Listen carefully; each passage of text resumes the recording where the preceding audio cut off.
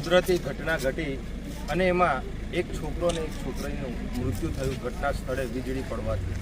અને એમને જ્યારે અંતિમ આપણે ગરડેશ્વર સિવિલ હોસ્પિટલ ખાતે લઈને આવ્યા પીએમ માટે, તો ગઈકાલના લઈને આવ્યા હતા. અત્યારે 11:30 થી પોણા 12 વાગ્યા છે.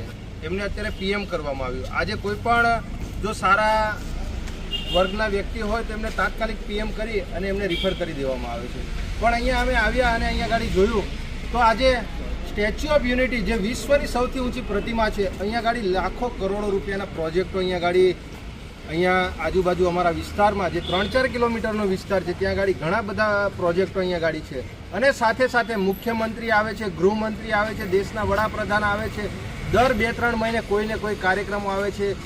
જિલ્લાના તેમજ આજુબાજુ જિલ્લાના ઘણા બધા ક્લાસ 1 અધિકારીઓ પણ અહીંયા ગાડી આવે છે અને એમને જેડ સિક્યુરિટી આપવામાં આવે છે. જ્યારે અહીંયા ગાડી જેમણે લાખો કરોડો રૂપિયાની જે જમીનો છે એ દેશના વિકાસ માટે અને સ્ટેચ્યુ ઓફ યુનિટી અને નર્મદા જે ડેમ બન્યો એના માટે એમણે જમીનો આપી છે. આજે તેવા લોકો પણ જ્યારે એમનું મૃત્યુ થાય છે અને એમનું પીએમ કરવામાં આવે છે ત્યારે એમને સબવાહિની પણ એમને મળતી નથી. આ અહીંના જે સ્ટાફ, જે ડૉક્ટર સ્ટાફો છે એમની જોડે વાતો કરી તો એ લોકોએ અમને આડકતરી રીતે અમને જવાબ આપ્યો. જો અમારી જેવા પ્રતિનિધિને જ જો યોગ્ય જવાબ નથી આપતા તો સામાન્ય જે અહીંયા ગાડી આદિવાસી સમાજ અને જે અન્ય સમાજો રહે છે આજે તે લોકો જોડે એ લોકો કેવું બિહેવિયર કરતા હશે. અને સબવાહિની વાત કરીએ તો અહીંયા દેશના વડાપ્રધાન શ્રી હમણાં 30-31 ઓક્ટોબરે અહીંયા 100 કરોડથી પણ વધુ ખર્ચો એમના આ કાર્યક્રમમાં એ કરવા જઈ રહ્યા છે. 20 થી 25 કરોડ રૂપિયાની તો ફક્ત લાઇટો અહીંયા ગાડી જે છે એનું લાઇટ બિલથી લઈ અને સમગ્ર વસ્તુ છે. 75 લાખ રૂપિયાના પાણીના બોટલથી લઈને પાણીના જગનો ખર્ચો છે.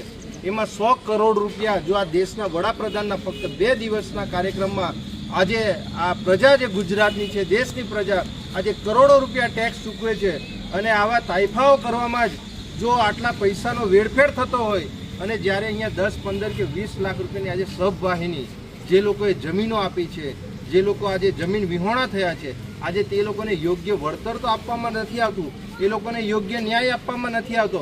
પણ જ્યારે એમની અંતિમ ક્રિયા માટે જે સન્માન જાળવવું જોઈએ એ પણ આજે તમે જુઓ. આજે એક પિકઅપ જે ડાલુ કહેવામાં આવે છે આજે તે પ્રાઇવેટ વાહન કરીને એ લોકો આજે વર્ષોથી લઈ જાય છે.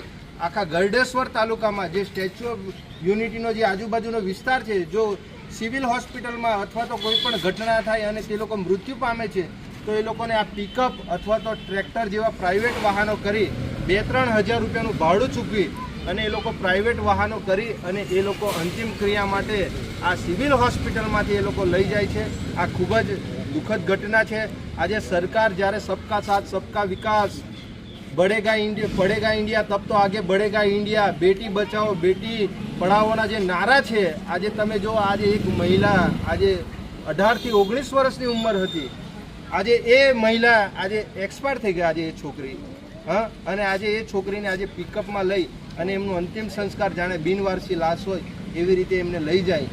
તો અહીંયા ગાડી જે બેઠેલા જે ભારતીય જનતા પાર્ટીના જે નેતાઓ છે એમને અમે કહેવા માંગીએ છીએ કે તમે કરોડો રૂપિયાના પ્રોજેક્ટો લાવો, કરોડો રૂપિયા જે તાઇફાઓ કરો છો એની જોડે અમારે કોઈ વાંધો નથી, પણ કમસે કમ માણસ મરી જાય તો એનો જનાજો જે જાય છે એનો જે અંતિમ ક્રિયા માટે એને લઈ જવામાં આવે છે તો એમને તો સન્માન થોડું જાળવો.